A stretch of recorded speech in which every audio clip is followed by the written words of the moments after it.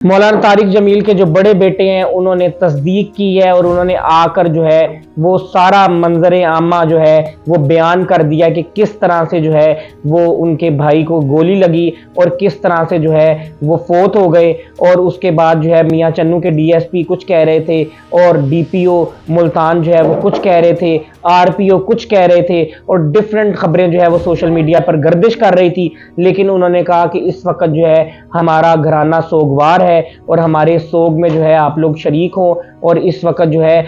یہ ضروری تھا۔ انہوں نے آفیشیل چینل مولانا طارق جمیل پر آ کر جو ہے وہ 2 منٹ کی ویڈیو بنائی اور انہوں نے بتایا کہ ہمارا جو چھوٹا بھائی ہے وہ ڈپریشن اور سٹریس میں جو ہے وہ بہت زیادہ مبتلا تھا اور ڈپریشن کا مریض بن چکا تھا، اس کا علاج جاری تھا 2 سال سے۔ انہوں نے کہا کہ نوبت یہاں تک پہنچ گئی تھی، بیماری اتنی بڑھ چکی تھی کہ ان کو جو ہے بجلی کے جھٹکے لگائے جا رہے تھے پچھلے 2-3 مہینے سے، لیکن پھر بھی جو ہے وہ بیماری کم نہیں ہو رہی تھی اور بیماری بڑھتی چلی جا رہی تھی۔ وہ بہت زیادہ اذیت میں تھے، بہت زیادہ ڈپریشن اور سٹریس میں چلے گئے تھے۔ اور جو ہے یہ بھی بتاؤں کہ ان کے جو بھائی ہیں عاصم جمیل، ان کی لو میرج ہوئی تھی اور اس کے بعد ان کی طلاق ہو گئی تھی۔ ان کے بڑے بھائی بتاتے ہیں کہ چھوٹے بھائی عاصم جمیل نے جو ہے وہ گارڈ سے گن لی اور گن لینے کے بعد جو ہے کمرے میں گئے اور کمرے کو جو ہے وہ بند کر کے انہوں نے اپنے سینے پہ ایک گولی چلائی اور وہیں پر موقع پر جو ہے ان کی جان چلی گئی۔ اور اس کے بعد جو ہے وہ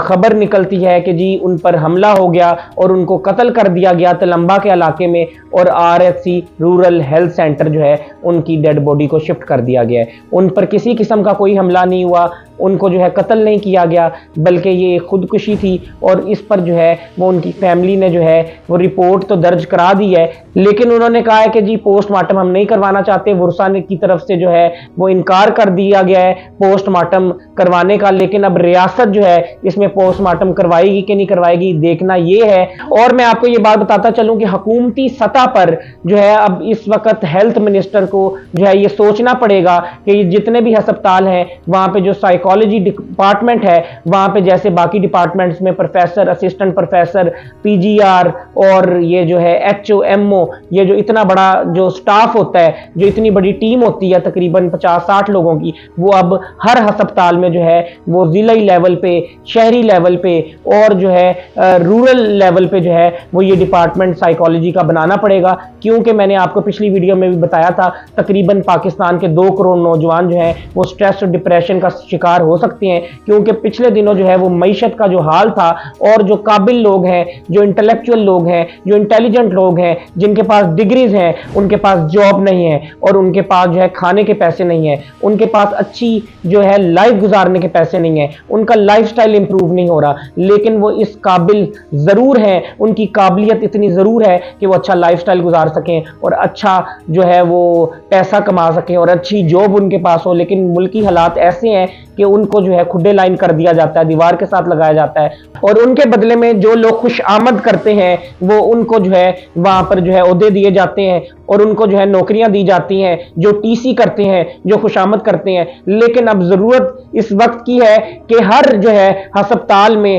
جتنے بڑے ہسپتال ہیں گورنمنٹ کے، اور وہ چاہے شہروں میں ہیں، چاہے قصبوں میں ہیں، چاہے گاؤں میں ہیں، چاہے ضلعوں میں ہیں، وہاں پر جو ہے یہ سائیکالوجی کا ڈپارٹمنٹ بنانا پڑے گا اور اس کا علاج کرنا پڑے گا، ورنہ یہ تعداد جو ہے بہت زیادہ بڑھ سکتی ہے اور پاکستان کا بہت زیادہ نقصان ہو سکتا ہے۔ جہانگیر ترین کے بھائی کا بھی آپ کو پتا ہوگا، انہوں نے بھی جو ہے خودکشی کر لی تھی اور وہ وجہ بھی سٹریس اور ڈپریشن تھی، اور پاکستان میں یہ مرض بہت زیادہ بڑھ چکا ہے اور اس وقت جو ہے یہ مرض اتنا زیادہ پھیل چکا ہے کہ یہ تباہی برپا کر سکتا ہے، اور اس کو کنٹرول نہ کیا گیا تو پاکستان کی نوجوان نسل جو ہے وہ تباہ ہو جائے گی، اور جو ہے اس کا علاج ممکن ہے اور اس کا جو ہے پوری دنیا میں جو ہے وہ علاج کیا جاتا ہے، اور پھر بعد میں جتنے مریض ہیں سٹریس اور ڈپریشن کے وہ بالکل جو ہے ٹھیک ہو جاتے ہیں اور اپنی زندگی معمول کے مطابق گزارتے ہیں۔ تو اس لیے پاکستان میں بھی جو ہے اس پر حکومتی لیول پر توجہ دینی پڑے گی اور ہیلتھ ڈپارٹمنٹ کو جو ہے اس پر